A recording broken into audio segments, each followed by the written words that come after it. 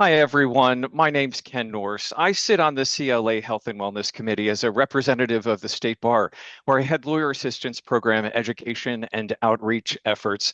Evelyn Neiman and Steve Herman, the documentarians behind Retirement on Trial, approached me about putting a program on focusing specifically on retirement. And I can't think of a better place than this joint CLA, California Judges Association session. There are two important things I'd like you to keep in mind. When considering retirement, please make sure to research law license options, as each status carries different rights and responsibilities, noting that even inactive status attorneys have annual reporting obligations. Second, I also help staff the Lawyer Assistance Program hotline and from time to time get calls from colleagues and family members of an incapacitated attorney or an attorney who has died and left no guidance on how to handle their practice. The resources included in the materials for today's program provide links to relevant information about license status changes and succession planning. Please take a look. Also consider attending the Lawyer Assistance Program Retool Law Office Management Series session on October 26th at noon called Succession Planning and Closing a Law Firm, led by a member of the State Bar Committee on Professional Responsibility and Conduct and a member of the State Bar Ethics Hotline. Well, thank you so much, Evelyn and Steve, for bringing this program to California. I'll turn things over to you.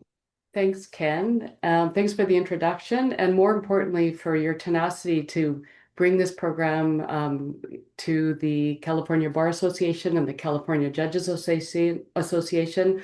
I'm really pleased to be your moderator today, and welcome to our attendees. I think we're at 147, which is wonderful, from across California. Steve and I are joining from Vancouver, British Columbia, where we work and play.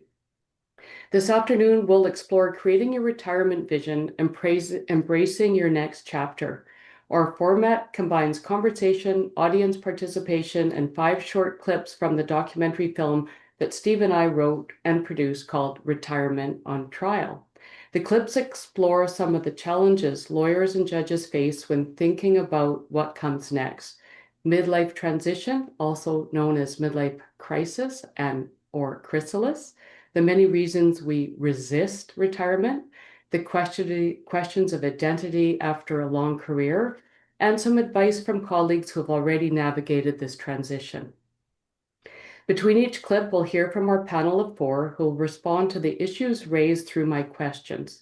We'll also have a few audience polls to hear your perspectives, followed by an opportunity for Q&A. For those interested in seeing our full documentary, a link will be included in the excellent resources that Ken Norris has put together and will be provided at the end of the webinar. Now I'd like to introduce our panelists. Judge Paul Bacigalupo. Bacigalupo.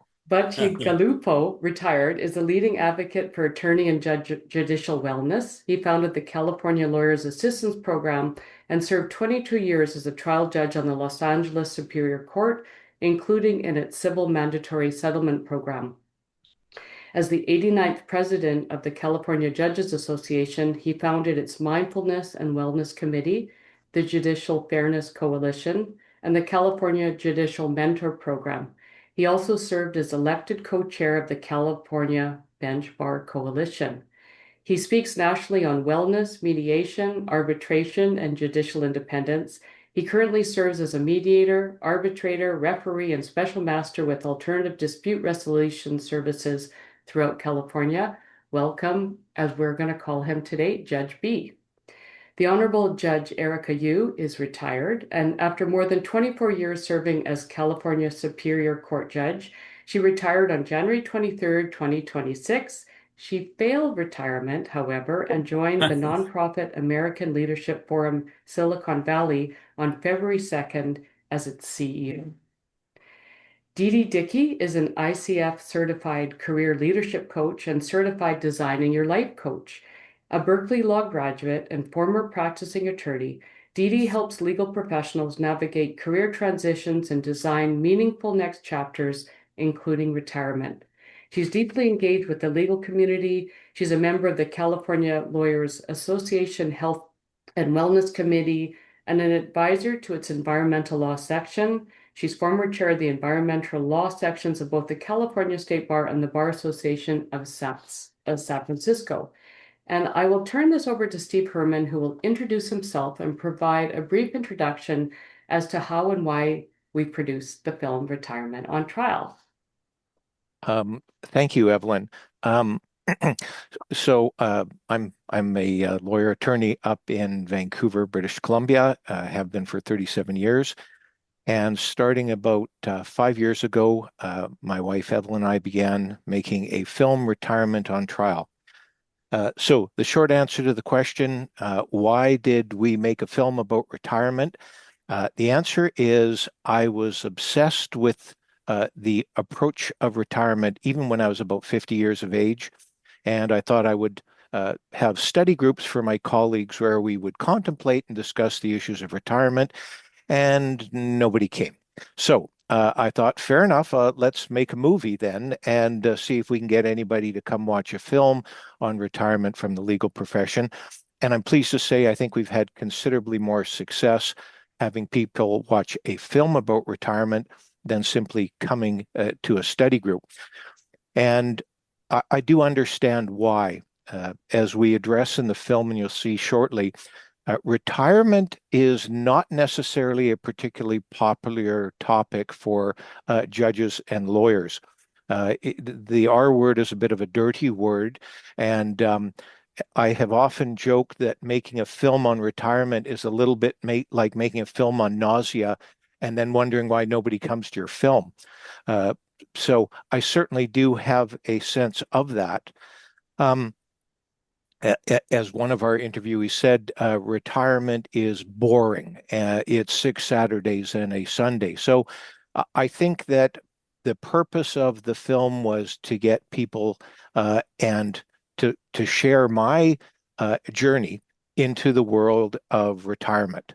And in particular, to get attorneys and judges to contemplate that retirement could be much more and not necessarily the absolute prequel to starting to play pickleball or selecting your funeral plot. There's much more potential for retirement than I think a lot of people give credit to. And let me say this as well. I was with two friends the other night, one of whom said, Steve, how come you're the expert in retirement, giving seminars to California attorneys and judges, and you're not even retired? And so I want to be clear. I don't profess to be an expert in retirement. I may be an expert in being anxious about retirement because of my general nature, but it is something simply that I am preoccupied about with and preoccupied in discussing. And so that is why we made this film to explore with attorneys and judges that we interviewed, and then to share that film with our colleagues. So that was the genesis for that. And if it's okay, I will play our first clip, which takes you through how I ended up with a documentary.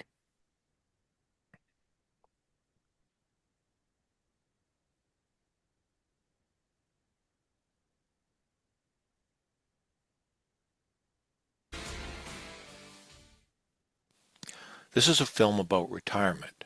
For me, it was retirement from the practice of law. The career I have worked in for 35 years and continue to work in. But before I continue with my trial preparation, I need to explain the reason I took on this case and also my obsession with retirement. So I need to take you back in time. At 50 years of age, I had what I could only describe as a midlife crisis, a crisis of purpose and career direction, triggered by the recognition I was getting old. In the middle of this midlife angst, I did what I had done to soothe my 20-year-old angst. I hopped on my motorcycle and I rode. This time I went to the solitude of the desert. And in the desert, I thought I found the solution to my angst in a return to my camera and a photography career I had given up 24 years earlier to go to law school.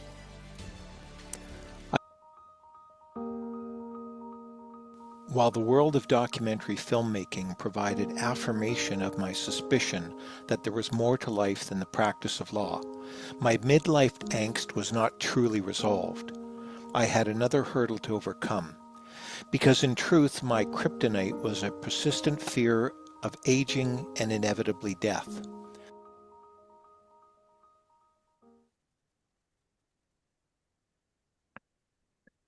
Okay, so that is sort of the prequel to how we ended up making a film and how I ended up embraced or embroiled rather in the challenge of retirement and life transition. So the next clip that we're going to play features an author of the book called The Wonder of Aging. And I think I was quite fortunate in that at about 53 years of age, I stumbled across this book. And though I had had a fear of death and dying candidly since childhood, I read this book and all of a sudden I thought, well, hold on a second here. Here is the perspective that there is actually a purpose to aging and not simply waiting for the parts to fall off. And so that is Michael Gurian's book. And I was so moved by the book, I did something I'd never done before. I sent an email to an author saying, thank you. This has been life transforming. He wrote back, and we started a dialogue and conversation that continued, and frankly continued in the documentary film that I'll now feature.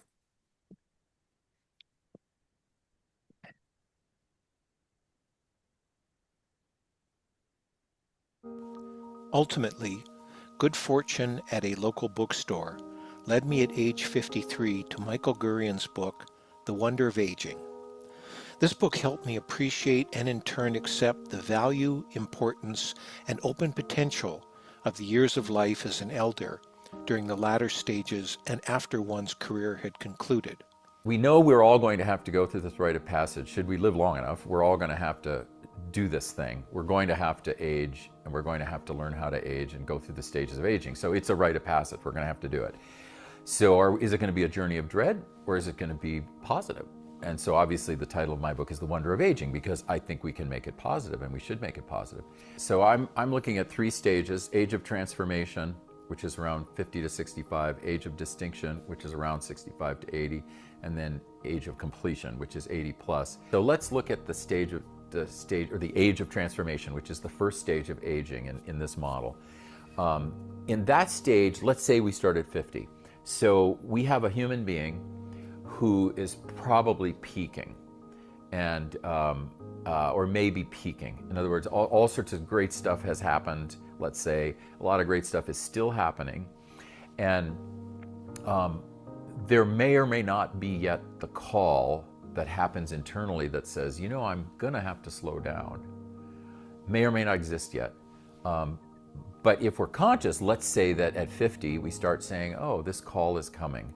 So where am I at with this? The way I think of midlife is not so much a crisis in the Hollywood trope kind of way, but more of a chrysalis, and a chrysalis being that stage between caterpillar and butterfly.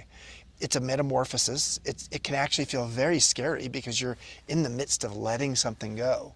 And in that age of transformation, I absolutely believe reflection should start.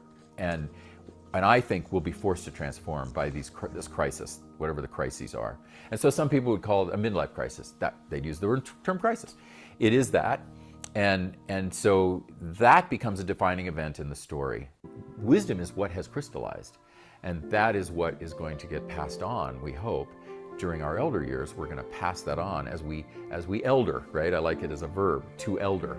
As we elder, part of what we will be doing is what he's talking about. We will be passing on wisdom, and what we're doing from a brain-based perspective is we're mining what's been crystallized. So thank you so much, Steve, for sharing those clips and for the little bits from our film. I'm going to ask my first questions to Judge B. And given that you've probably got a lot of crystallized wisdom inside all the years of your experience, is there one question you believe mid-career lawyers or judges should begin asking themselves now before retirement feels imminent? I do. Thank you, Evelyn. And it requires soul searching. And if I were to compose one sentence, it would be, what's your sense of meaning? That's a deep question. You really have to ponder that. It's not easy to answer. And so, being that I was a political science major in college, it's hard for me to just keep one sentence like that. So I'll have to say there's some other subset questions to help you answer what's your sense of meaning. And that includes, what are you afraid of? Mm. What are your worries? What are your regrets? How would you want to spend your days? Do you want them to be structured? Do you want them to be spontaneous? Who are you without your career? What's your identity? What would you miss stepping away from your current occupation? What do you want people to know about you that has nothing to do with your career? What makes you feel useful? Is there something you'd like to teach, create, mentor, or contribute to? Who are the people you want to spend your time with? What can you afford to do? What can you do while you have your health, energy, and mobility? And finally, 5 years after retirement, what has to happen to make you feel that retiring was one of the best decisions you ever made? Wow, those are a list of amazing soul-searching questions, and luckily this is going to be recorded so that people could actually listen again and take those down and give that a lot of thought, because I couldn't agree more with your response. So thank you so much for that. We're going to move on to a clip, which I think is a nice segue, which is, why don't lawyers and judges want to retire? And we collected a lot of information on this, and we curated into the next clip, which is part of the documentary. So Steve, if you don't mind um, showing the clip, but before you do, we're going to have a poll with 3 questions that follow, and I'm going to read the questions now so you can start thinking about your responses, and hopefully you'll share them. The first question, and Brianna, we won't share this till after the clip is over, is, what one word comes to mind when you hear the word retirement? That's the first question. You're going to answer that as part of the chat Zoom. The second question will be a poll that you can answer as a Zoom poll. When do you plan to retire? And there'll be 3 options in terms of years. And what have you begun to do to prepare for retirement other than the financial planning? So those are the questions that we're going to have you think about just momentarily, just before we play the clip. And then after, I'll repeat the questions. Well, they'll come up both as a Zoom poll and in Zoom chat. So Steve, if you could please play clip 3. You bet.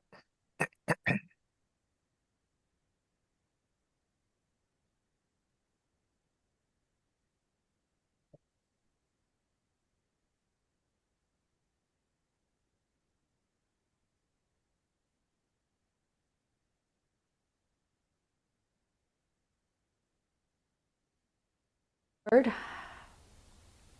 Boring. Boring. Your week consists of 6 Saturdays and 1 Sunday. Well, one of the reasons that retirement as a word is stigmatizing in the current culture is because it's almost as saying, are you going to retire, is like saying, are you ready to become irrelevant or invisible? And nobody wants to become irrelevant or invisible. Why is it so hard for lawyers to give up? And I think there are a number of reasons, and none of them are shameful, to give up being lawyers. None of them are shameful. They all make absolute sense. One is, success is just the most wonderful drug in the world. I'd say after family, like family is the best, but pretty close is success. And it is a drug. And I totally get it. I like being a success. I sacrifice everything, including my health, to be a success. Because when I'm a success, I can feed everyone, I have importance. People look at me. It's really hard to say, I'm going to stop being looked at, being, admired, respected. So I see there's one request to have Judge B's list of questions be included in the resources. If you could send those to Ken or Brianna, Judge B, I think we probably could Sure. arrange to do that either in the email that follows rather than just the resources that are being put together as a PDF right now. Okay. I like them too. So now we're coming to some questions around identity and retirement. And I'm going to start with Judge Hugh and ask you, how has or did your professional identity, well, let's say did because you did retire, how did your professional identity as a judge play into your consideration of retirement? Oh, your mic Thank is, you for yeah. the question, and it's good to see so many people in the audience who are really good friends. And some of them have done retirement exceedingly well, like Bonnie, who's traveling, and Judge Wasserman. So for me, I thought I really wouldn't retire. I loved being a judge, and I miss aspects of it. The part I miss the most is A, being with people I really like and care about because I built a really great courtroom team and had wonderful justice partners. We're all still friends. And B, I still wanted to do something that was meaningful that I felt was helpful. And so, in terms of my identity, being a judge, you do get a lot of respect from the community still. There are perks because people think your jokes are funny. But some of those things were they weren't part of my personal identity. My personal identity was wanting to be happy, be with people I like, and feel productive and helpful. And so initially, when I was retiring, I knew I didn't want to do the same thing. If I sat on assignment, I wouldn't be with the team that I loved. You just kind of plug in for other people's staff and you fill in. So I didn't want to do that. And I didn't want to do private judging because to me, I wanted to do something really helpful to people at the core, as opposed to, I think, being a judge while there is system change, and I was lucky enough to be able to help with some of that, a lot of it is more micro, and you're really making impact on people's life on a micro level. And I wanted to do something more macro. And so, having the opportunity to be a CEO of a leadership organization that's a national organization and lead the Silicon Valley chapter, and help leaders be better leaders for the common good was just something that seemed like, okay, this is a way that I can be helpful and productive and learn new things. And it's more of a macro level. So I think it was difficult. I still miss, the part of judging. I miss being at Judges College and being with all the new judges and all the great energy that's there. But what's interesting is a lot of what we did as judges and lawyers is so transferable to the next stage. So, for one example, is we take every new class of judges to San Quentin. Now in our leadership group, we experimented. I took a class to San Quentin. It was life-changing, and we're going to include that in our curriculum. So I would say don't be afraid because while your role changes and how you identify yourself may change, a lot of that transfers over. Okay, thank you. And it's great to see that you can see how you're using skills that you had before in a new way and it just kind of energizing. You can feel that. Yeah, and the courts and the law are ahead of some of the businesses. I mean, we talked about being a trauma-informed court. We talked about motivational interviewing. We talked deeply about respect and communication, how we treat litigants and colleagues in the law. And some private industries and some tech companies aren't doing that. So I found that a lot of what I learned about as a lawyer and as a judge is really useful in private industry. Great. Can I Okay. add two things to that just real quickly? Yes. You know, the idea about implicit bias is something that I learned so much about because of the education that judges were exposed to. It has a profound impact on my life. And the other is in terms of cultural competency. These are subjects that, I never expected to learn and be able to practice as a judge, but it can be life changing in some respects. Judge B, do you want to just respond to this question? To what extent did your professional identity as a judge shape your shape your sense of self? Now, you gave a list of questions that clearly show that you're much more than a sitting judge. You're thoughtful, you believe you do mindfulness, you have a huge range of things you do. Is there a part of your identity that was just the judge? Uh, Practicing humility. It was so important, right? And it was a on-the-job training to really embrace the notion that I didn't know all the answers, and people look to judges like, "Well, what's the answer to this? What do you think?"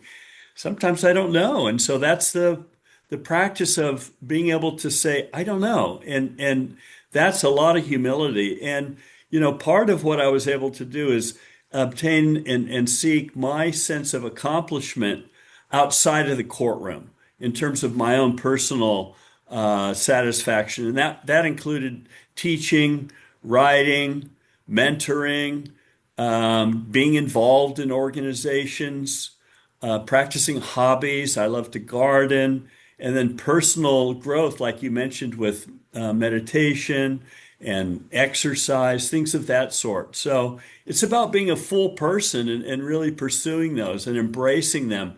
And when you do, it really is fulfilling. Okay. And Didi, you're a coach, and I'm sure you work with clients who are dealing with the loss of their identity. Um, how do you help them create a new identity? You just need to mic on. Thank you. The first step is to acknowledge your loss of identity. Retirement is a difficult transition. As the speakers on the clip noted, you're beginning this schedule of six Saturdays and one Sunday, and you're leaving behind a role, a set of challenges, a routine, and a workplace community. But then after people have acknowledged it, I suggest that they start to focus on what's next. Um, to get beyond those feelings of loss, they need to shift their mindset. The goal is to focus on what you're retiring to, not what you're retiring from. And to do that, legal professionals can try to do some of what they heard from Judge B and from Judge U. It's using a problem-solving approach based on self-reflection and experimentation. No matter how much research and analysis you do, of reading books, of reading articles that try to tell you the secret to retirement, there is no one secret. Everybody has a different solution, and what you read will not make your life uniquely engaging and satisfying for you. So in my work with clients, I use the Designing Your Life model that was developed by two Stanford professors. I have my clients focus on four major things to help them build satisfying and engaging lives. And the first is to get curious. Explore what you enjoy and what interests you. And notice how that may have changed over time. There may be things that you have just not made time to do that you used to really enjoy or used to be really curious about. The second is another aspect of that is to notice other people. Who is already doing the things you're curious about? But the second major task is to then go talk to people. I suggest that you actively expand your circle to connect with people of all ages who are doing things that sound interesting to you. The goal is to learn from other people about the things you'd like to know more about, whether that's having a great retirement or learning a particular skill or a hobby or trying a new job, whatever it is, talk to people. So the third suggestion is to try stuff. So that's take classes, experiment, learn new things. You will notice what works for you and then try other things. Try to build a portfolio of the things you enjoy. And the last suggestion is to share your story. Connect with other people who are also exploring retirement. It can work to do it individually, but I suggest that you consider joining or forming a group. The group could be led by a coach or it could be led by other peers. People who are in my group coaching tend to feel more supported and energized than when they're on their own. They also seem to get some really great ideas from each other. So if you want to connect with other legal professionals who are also thinking about retirement, there'll be an opportunity toward the end of the session to drop your email and LinkedIn profile address into, well, we'll tell you how to do it at the end of the session. We want to leave you with an opportunity now to focus what we're going to present.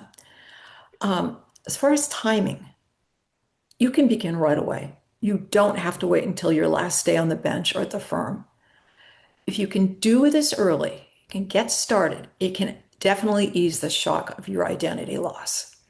And most importantly, it can help you step into retirement with greater clarity about what it is you're retiring to. Thank you, Dee Dee. Now, I really want to take the opportunity to get some audience participation here. So Brianna, if you could maybe we'll put the poll up first. And the question is, when do you plan to retire? And there's three answers, 1 to 5 years, 5 to 10 years, and 10 to 15 years. We'll start with that one.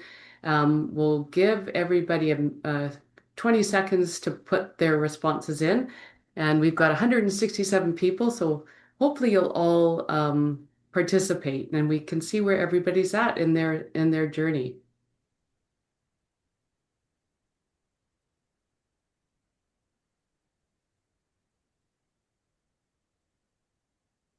And I wasn't allowed to vote. No.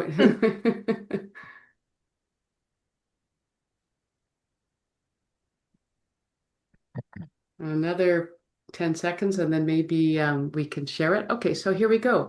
So 1 to 5 years, 62%. The majority, 5 to 10 years, 18%, and 10 to 15. We've got a few young people in the crowd at 20% for 10 to 15 years. Thank you very much. We can close that one. The next question will be, you'll respond through the Zoom chat.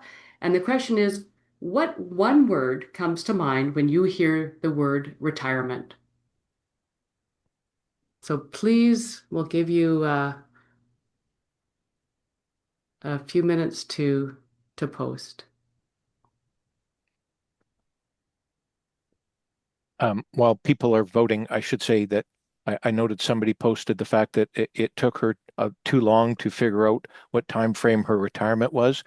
I have to say the 10 to 15 box should have extended because I'm at least 17 years and still undecided. So So it's interesting. We've got boring, scary, travel, relief, family, no goals, discovery, the Freedom. end. Someone said freedom. And we've also got death here. It's a pretty broad spectrum of responses, which I'm not surprised at. Out time, travel, time to follow passions. That's Dee Dee's advice. Growth. That's Judge B's advice. Discovery. Refire, not retire. I'm all for that. I also say rewire, so that you're doing things differently from a brain perspective. Volunteer work, relief, new passion and growth. Oh, and somebody's retired to being a fitness instructor. It's great. I don't know what I want to be, but I know what I've become. Awesome. Fewer demands, definitely. Being spontaneous. We'll just give it another few. I don't know how fast the chat works. Fear of missing out. Yes. Boring, too many unproductive days. I'm sure that's a concern for many people.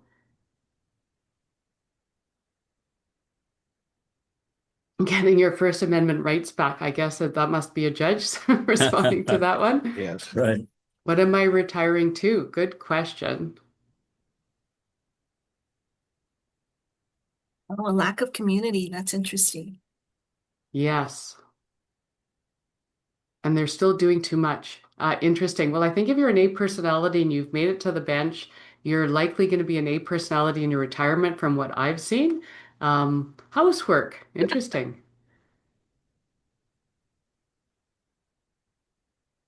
The unknown.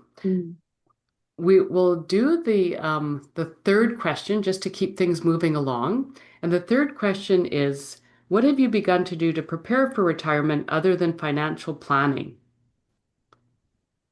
So that's the question. And if you want to respond to that, that would be awesome. Travel group, plan trips. Travel. That's what they call the honeymoon. Mm. Usually after the travel is over, there's hiring a lawyer, decluttering. That's good succession planning,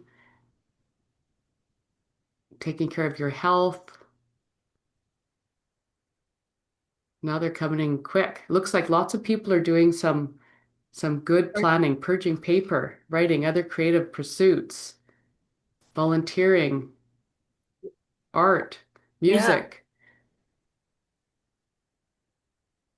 Test retirement and then work back to work. And then went back. Oh, interesting. Somebody tested it, went back to work. Fair enough. It's not.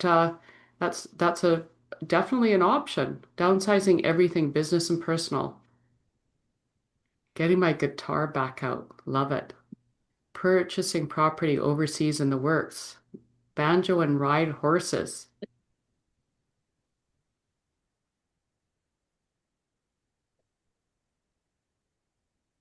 Talking to other people who've retired for advice. I think that's an excellent option in terms of preparation and asking lots of questions. That's coming back to Dee Dee's advice to be curious. So we're going to move on just because we really want to have some time for Q&A, and we still have two more clips to show. So Steve, we're going to play the next clip, which is where you are a lawyer in your case and you're defending your case. Why would anyone want to retire?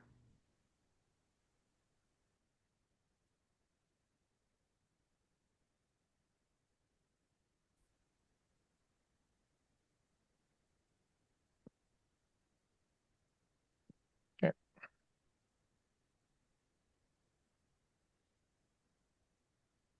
It's not playing. Okay. Yeah, do you know what that is? So it's a game like at the PNE or something like that. So it's a flat board with holes, and a mole would pop up, and you had to whack it. And as soon as you hit that one, another one popped up.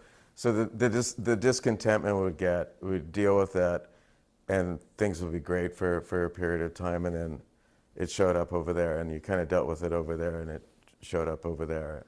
And you know, I think that's a natural progression of getting to a point in your career where you're just getting tired.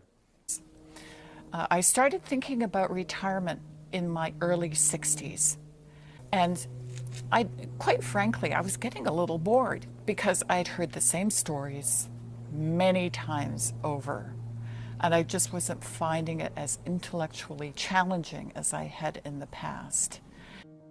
I started thinking about a transition from full-time practice around the time I would see retired partners wandering around my office, basically reading the newspaper. And I knew I never wanted to be like that. Because it's a sad thing to see when somebody is stuck in their role to the point where they don't want to retire, and you see that it's impacting them and their family. And it's a really sad thing to see, and sometimes they don't get out of it, and it can be destructive in what they do, addictions, those types of things. So I think those are some truths that we've heard, not just from the people in the film, but from people we've talked to. People start to change their relationship to work. So I'm going to ask Judge you the question, looking back over the last 5 years when you were sitting on the bench, how did your experience of workload, stress, pressures change, and what factors have most influenced that change? I think most judges will agree that the state of California has really gone through some changes in terms of its fiscal health and that impact on the courts and the resources at the courts. Although I think things are swinging back up in a more positive way, COVID and the fiscal health of the state really impacted my court, for example, and other courts. And so across the board, and both Judge Bacigalupo and I were presidents of CJA, or California Judges Association, so we both have talked to a lot of judges. I think judges have felt that it's just harder to be a judge in the state of California on the Superior Court. There's fewer resources, can't get your own court reporter. We used to have a team of a clerk, a reporter, a deputy, and we had people that we were close to and worked with for a long time. Like I had my reporter for 17 years, but then everything shifted at our court and you couldn't have your own team. You just got whoever was your staff that day. It makes more work because you end up having, like I had sometimes different clerks for a long-term trial that I had to tell them from morning into afternoon what were the evidence pieces that were admitted or not. And so just added more and more stress, more and more that I had to be responsible for. In my court, I was the courtroom clerk for 14 months, even though I was handling criminal and felonies. And so I was prepping the calendar and doing all that while I was still being the judge.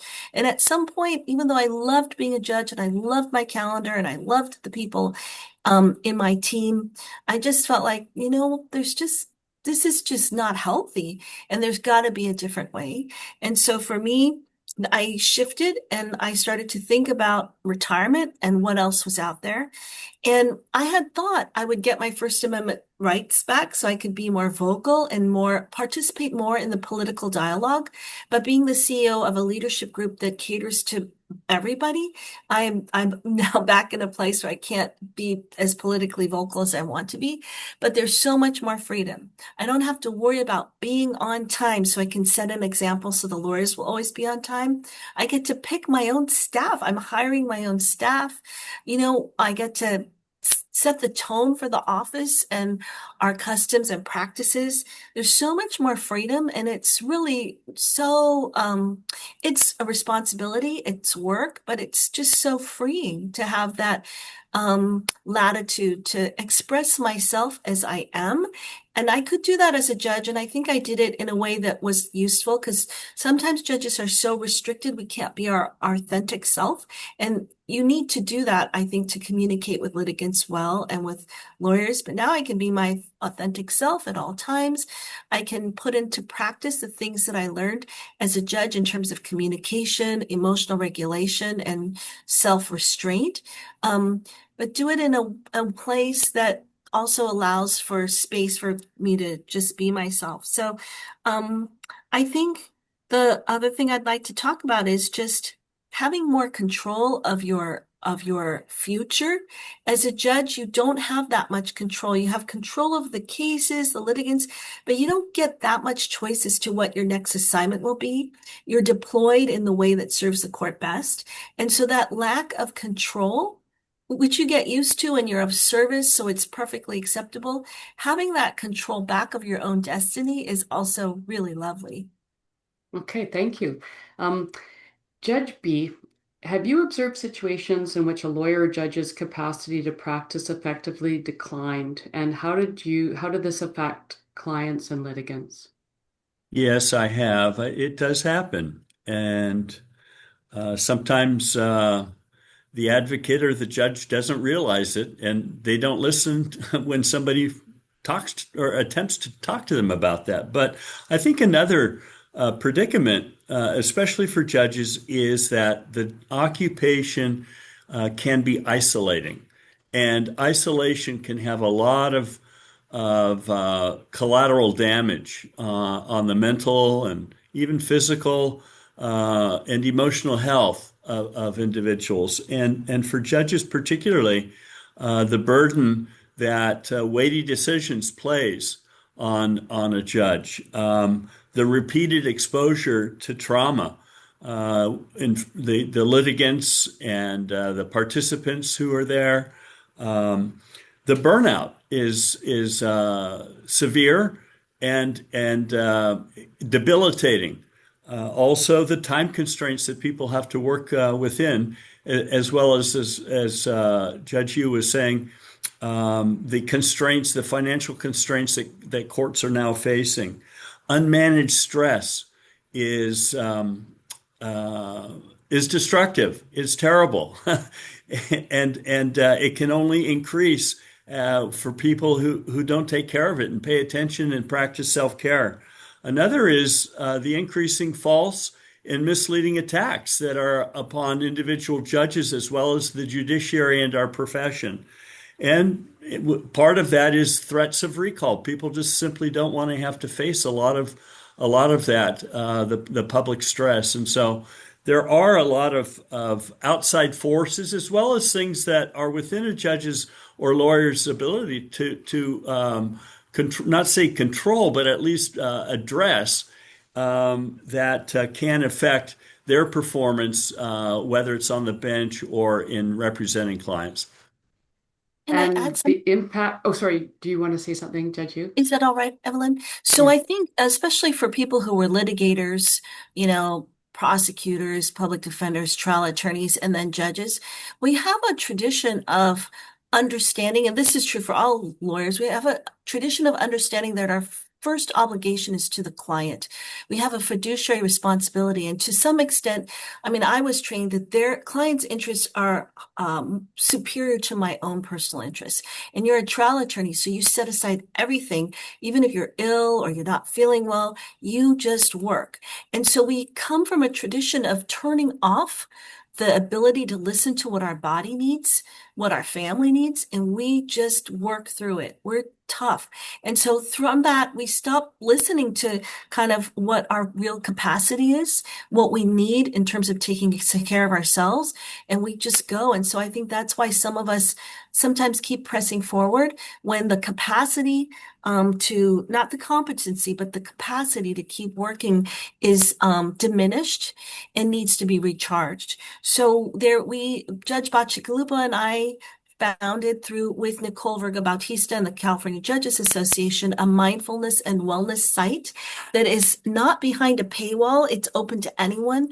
And when I talk to judges nationally or internationally, I tell them that they can go to that site. It has video, articles, sound files, 1 minute meditation tools that people can use to just kind of regroup in the day that you're on the bench. Just take a moment to regroup, or just, on a longer path. In addition, Patrick Krill has done a lot of work on that, and his articles are, I think, distributed through CLA. There's a video he did with Nicole, with an attorney who represents judges, where we talk about managing the stress, particularly when you're dealing with an investigation by the California Commission on Judicial Performance, where it might be unfair targeting of the judge. So there's definitely tools for people. And Judge Yu, I'm gonna stop you there because I want to go on to ask Dee Dee a question. And these resources, I think, are included in what Ken will be providing at the end. So super valuable, and I hope that that's okay with you. Yeah, I'll answer the AI question in the chat. There's a question about that, and I'll answer. Perfect. Yeah. Perfect. So Dee Dee, the question I have for you is, as you think about later stages of your career, what role, if any, could alternative work arrangements play, such as part-time practice, reduced hours? How do all these stresses that we've just heard from Judge B and Judge Yu can be dealt with by a person who doesn't want to necessarily stop practicing, but needs to look at workload and stress and other things? I think that alternative work arrangements can be a great opportunity for attorneys and judges. If you have that available where you work, it is definitely worth considering doing it. If you don't have it available, then it's possible that you might be able to create one for yourself. I worked at a boutique law firm that was started by two attorneys who wanted to choose how much they worked. It was a great model that worked well for them and for all of us who work there. Alternative arrangements also allow people to continue doing the work they excel at, but carve out the time they need for other priorities. And for you, that might be figuring out what your ideal pre-retirement path is. You could have the time and flexibility with an alternative arrangement to start reflecting on what you're retiring to. You would have the flexibility to spend time getting curious, having coffee chats, and trying new things. Thank you. I think we're going to go on to our last clip, which is some advice for approaching the transition of retirement. And so Steve, if you can put that up there. Okay.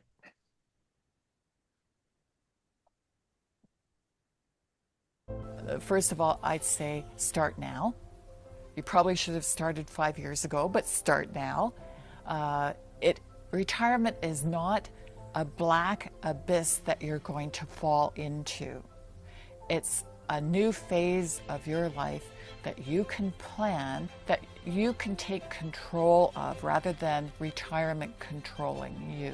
You got to have a game plan. And the game plan, it's not so difficult. It's thinking about roles that you can do after you leave the role you're in, or just developing from that role, and not focusing exclusively on the financials. Of course, the financials are important, but more importantly is the role. You can have all the money in the bank, but if you don't know what you're going to do, and you're not busy and you're not keeping yourself busy, that can be very stressful and difficult for you.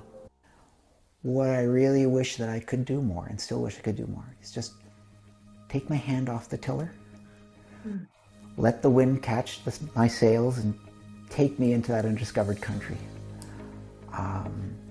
And just lighten up a little bit on myself, and it's okay not to have all the answers. I haven't got that yet. I'm trying, but it's been really hard, particularly because I've always been trained always to have all the answers. Life is not all about work. I see many people at the end of their days, and nobody in the waning days, hours, minutes, and seconds state or say that they wish they had been at the office more. What's your motivation? What's your motivation to stay? And what's your motivation to go? And what are you afraid of? And what are you excited about? What's the question?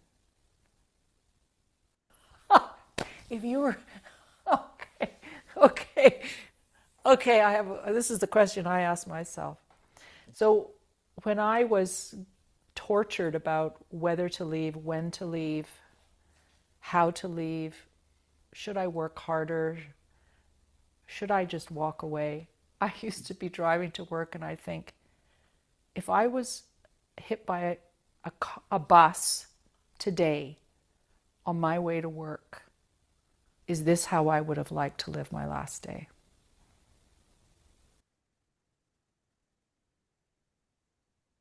So that's something that I think Judge B would probably recommend everybody do when they look at that list of questions. I had one last question for the panel, which was advice you'd offer, but I'm going to hold off on that and say that we've got about 5 minutes left for Q&A.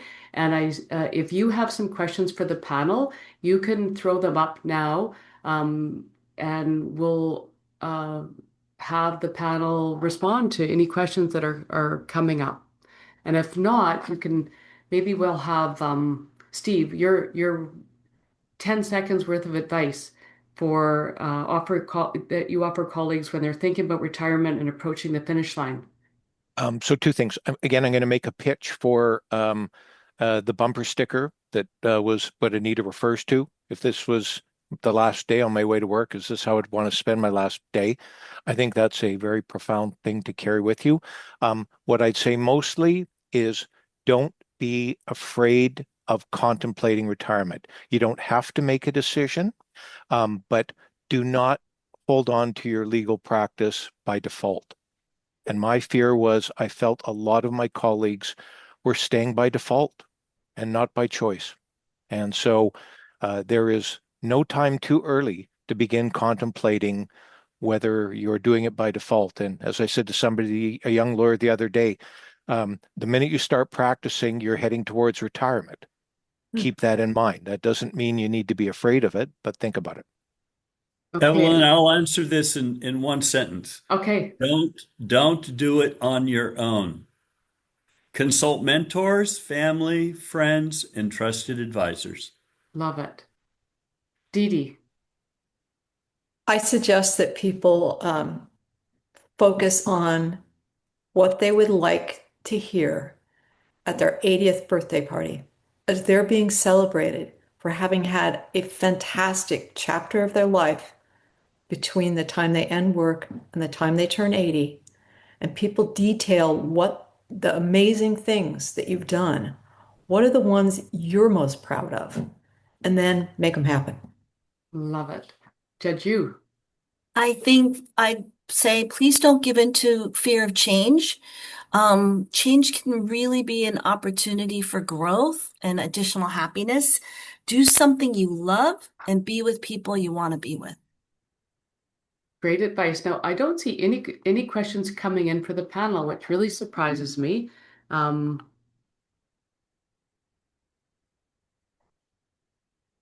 Evelyn, can I jump in here? Sure.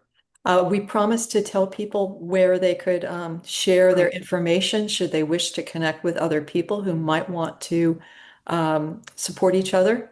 Sure. So if you could drop those into the Q&A, your name, your email address, and your LinkedIn, I will take it on myself to connect everybody.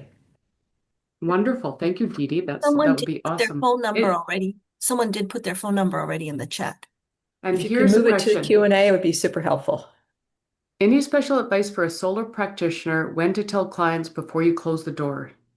Yes, I do have some advice for sole practitioner. I know there are organizations of attorneys that will provide contract support. So let's say you have a younger associate who you hire to work at your office 1 or 2 days a week. Even if you don't necessarily want to transition the client, they can help with that. The other thing I'd recommend is that you embrace the benefits of technology in using a case management program to do what I need, which is to remind me 3 or 4 times a day to do the 1 or 2 things I need to do every day, because otherwise I don't remember. Okay. Ken, are you going to share those resources in the chat? And Steve, do you want to just talk about what we're offering at Modern Elder Academy just while we're waiting, and you can throw that slide up? You bet. 1 sec.